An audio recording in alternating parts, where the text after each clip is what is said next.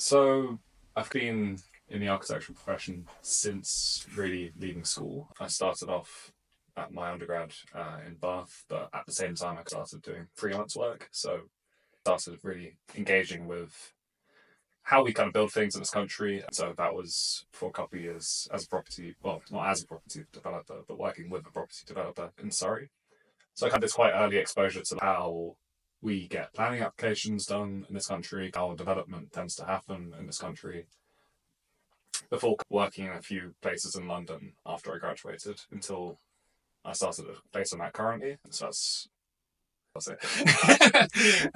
So it's at Rundle Associates. So it's a practice in West London. We do mostly high-end luxury housing, sort of residential, sort of private homes. And I've been working there ever since. I did my master's at UCL.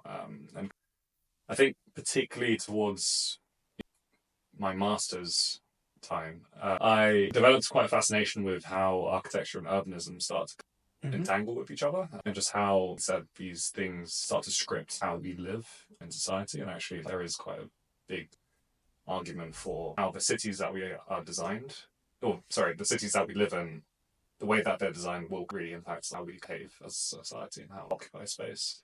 What would be an example of that in London?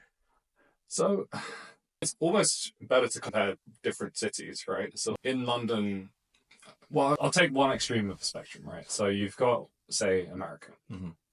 So America, after the 1900s, or during the sort of 1900s, began this real rapid veering towards automobile-based planning, right? Because it was this idea of the American dream and having absolute maximum freedom is to have a car, right? Yeah. Because you can drive anywhere you want, and you have this kind of thing that you can... It's an independent sort of thing, right? Yeah. And it's like, you are this person on the road and whatever, right? So that led to this idea of the American suburb, and it also led to the idea of shopping malls in terms of distributing all of your housing in one area and your sort of shopping, commerce, recreation in one area.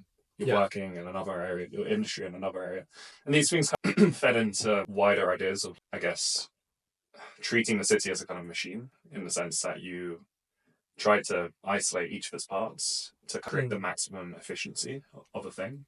I think books like Seeing Like a State, which I think we were talking about earlier, the idea of how humans kind of tend to plan things when it comes from a top-down approach is that we simplify them to the point where we can understand them. And then we think that that is the most efficient way of doing things because we've created a system where we understand all the parameters of that system. But by doing that, we've necessarily have changed that system of how it would behave organically. So say you compare the American way of development to the medieval way of development in Europe. Take the high street. You have row and row on either side of the street of wide variety of different independent businesses. Then through the doors opening out to the street, you go upstairs and then there's housing, right? And that's kind of how we have it at the moment, but you go further back and actually you have even more sort of I don't want to say deregulated, but I guess the word would be more chaotic, right? So you have industrial uses, you have small pieces of industry there. So a big one would have been sort of brewing, like for beer. So you have streets with housing at the top, you have yards where you come through the yard when you go up through your housing. But you've also got barley houses where you kind of dry barley. And you also have breweries, and you have pubs, and there's all these mixtures of different things that are all walkable because at the time we didn't have cars, right? So they're necessarily very close together because nobody is going to want to walk ages, and also just a logistics kind of thing of when you're building things, you don't want to take things miles and miles away. Or ride a horse too. But the way that things are developed in America, and particularly outside of the main cities, New York and stuff, where that is still quite dense and it always has been, but kind of places like, say, where it was rebuilt with this kind of car-based idea. You have urban sprawl, right? And urban sprawl, you have everything works because you're driving, but then that completely atomizes the urban experience because suddenly everything is separated by a series of often gridded borders, right? And those borders are roads, places of danger, places of high noise, not friendly, like And it's fine because, well, it's not fine. In my opinion, it's not fine. Yeah. But I suppose, kind of conception of city making that kind of led to this thing, that was the expression of ultimate freedom. Because, like, if you're completely free to do whatever you want, why would you walk? You would just drive. Yeah. That's the perfect American dream. That's a utopian idea of, like, absolute, right? But then you actually look at kind of how these things have ended up developing.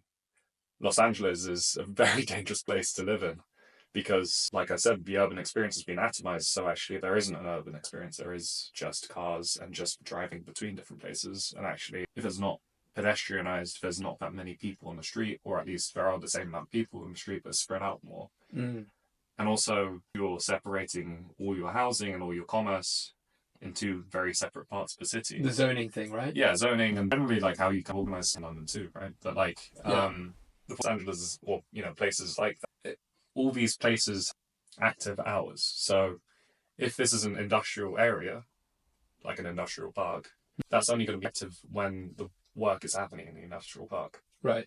Outside of hours at night, it's fully empty. I mean, it might have some of that, but there's nothing actually happening there. There's no like passive. There's no security. Yeah. So these spaces become very dangerous. And then the same goes for during the day in the residential area. There's no perfect time to steal. Yeah, it's perfect time for people to just break into places, right? Yeah.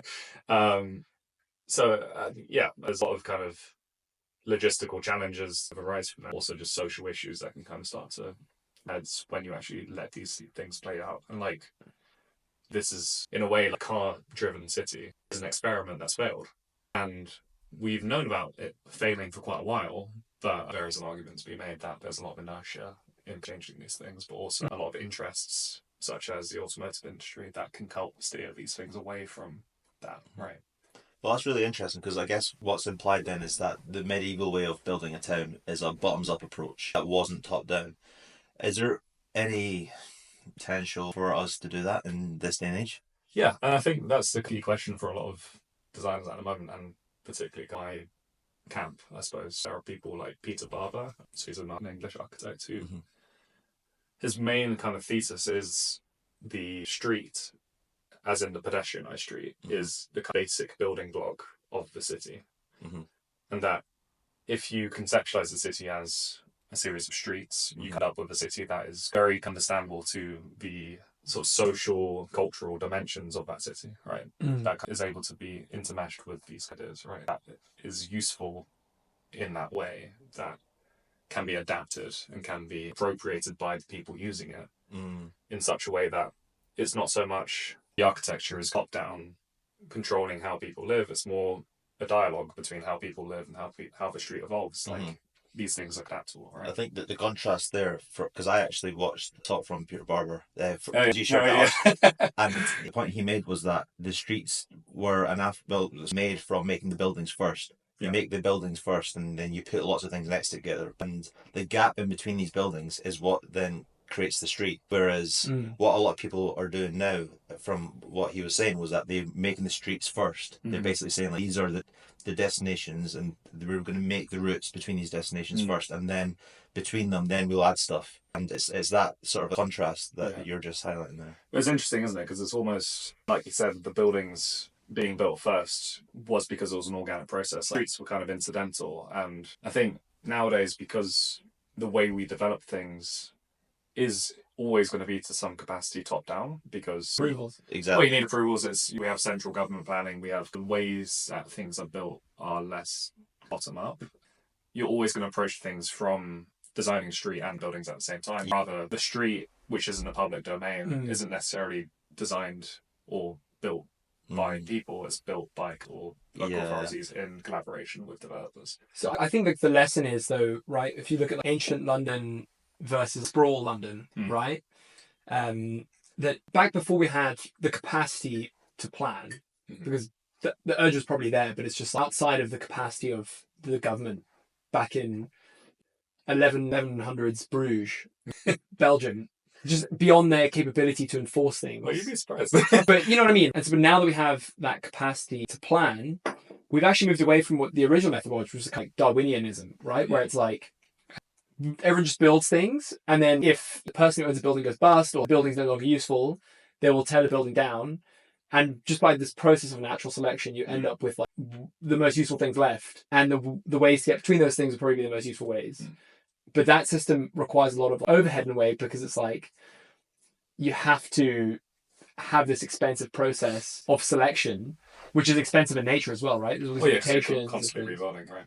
But I suppose it wouldn't be necessarily correct to say that all of a city has always been that bottom-up approach, because actually you can just look at places like Rome, and Roman Empire would do central planning to an extent. It depends on... How much do you know about Roman central planning? That's a good question.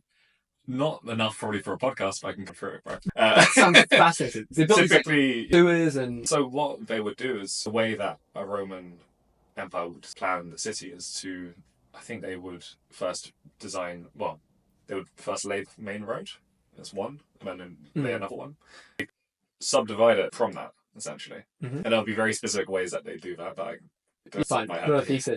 but there was always a methodology to things, and actually you would have centrally planned things that were done for, say, God, what are they called?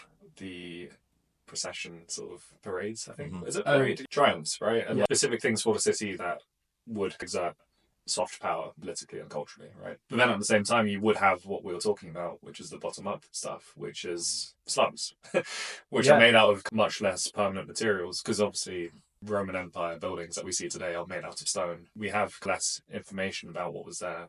Survivorship bias as well, right? Well, it's the stuff that's left over is actually the stuff that has stood the test of time, but also that is able to sort of survive the process. Or that people thought was worth preserving as well.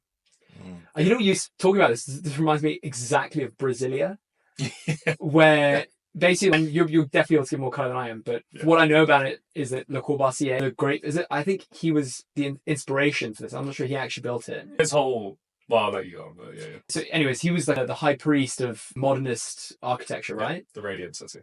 He's the absolute gremlin who wanted to tear down Paris and rebuild it basically in a very modernist way, which would have been cultural travesty, in my opinion. But he basically was someone designed the whole city of Brasilia on his principles, which is very, and I think the shortest characterization you give of modernism is, it's basically function is the highest order thing you can follow, right? All form is subordinate to function. There should be no ornate, no fluff. This is a machine for living in, essentially. And what ended up happening was that they built this place. It just felt like dead from a human being's perspective. There were no social spaces. The parks were not easy to get to. I think it was quite car-based as well. There's no kind of capacity for there to be street interactions where you're walking past a business and you can smell a croissant baking in a bakery or whatever they eat in Brazil, pastel de nata, I guess. And then what ended up happening was all the people who, because this was a government city, then all the people who basically went there to serve the people living in government, built a massive favela right outside. And actually the favela, which was completely organically built off permission, off plan, Brazil doesn't enforce that very much, ended up being much more organically designed. And socially successful, right? Socially successful, right, exactly.